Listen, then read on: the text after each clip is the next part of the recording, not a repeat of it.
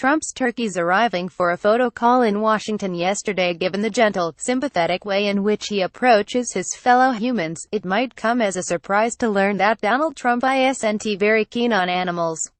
But alas, it's true. After all, Trump is the first president in almost 150 years to live in the White House without a pet. There's other evidence, too, such as the fact that his sons, Eric and Donald Jr., have frequently posed with animals they've slain in Africa. Or there's fact that Trump has also used the phrase "like a dog" 17 times on Twitter in the past 2 years, applying the simile to everything from Kristen Stewart cheating on Robert Pattinson like a dog, to Mitt Romney choking like a dog, to the U.S. dropping Hosni Mubarak like a dog. None of the 17 suggests he understands what a dog is.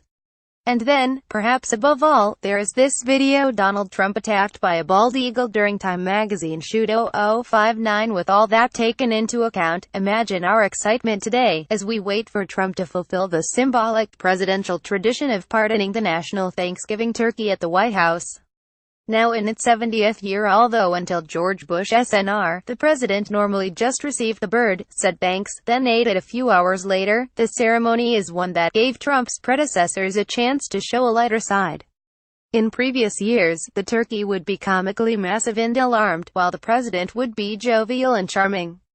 George W. Bush stroked his feathered friend with glee. Obama brought his daughters with him, then made dad jokes and gobbling birds. Barack Obama's turkey pardons 0153. It was lovely, and the kind of occasion no conventional leader could ever wildly misjudge the tone of, or use to make an alternative point, or make all about them, or cause an international crisis at. Donald Trump is no conventional leader, though. So how exactly might he utterly screw up the turkey pardoning, and how might he explain it afterwards? Let's consider the options. Accuse the turkey of not being grateful enough. This is the most obvious, and perhaps most likely, way things will go. Trump has used his power to give Americans in trouble a reprieve before, most recently in the case of 3 UCLA basketball players arrested in China for shoplifting. When the father of one of the 3 sportsmen was vaguely critical of him, Trump lashed out. Trump's turkeys are currently enjoying an opulent few days in Washington before their big moment, but do they have something to fear if they aren't respectful enough? Will he kill it if it doesn't stand for the national anthem? Stand by. An imagining of Donald Trump's Twitter feed. You've never seen Trump properly laugh, and nor has he ever made a proper joke, let alone a clever pun. So given Obama's weird play-filled speeches at the event over the years, yes, we cran gravy train to freedom, how will a man whose only attempt at mirth was mocking a disabled reporter get on? Here are some suggestions. I am here to admit there was some foul play in my election. Like this turkey, you reporters can all get stuffed. My presidency is a clusterfuck, I admit.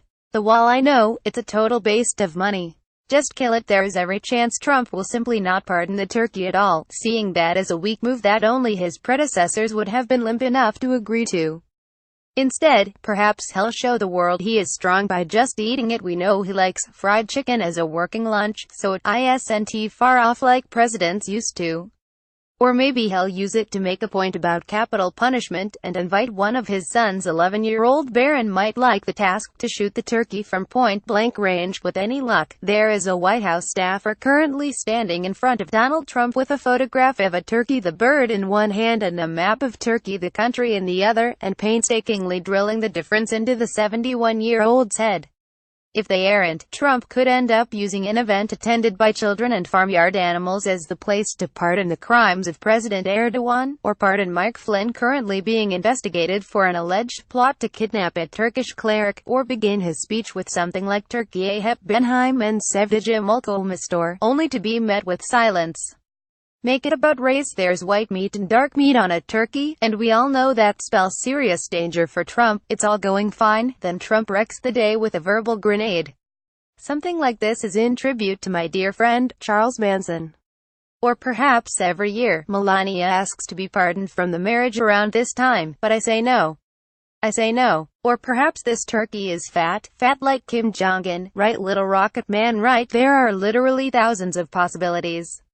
The turkeys Trump is set to pardon later today, in their hotel credit Hannah McInnes. Donald Trump appears outside the White House all po-faced and reverent, acting far more respectee than he ever has after a national tragedy. He is wearing a black tie, while Melania is reusing that outfit she wore to meet the Pope.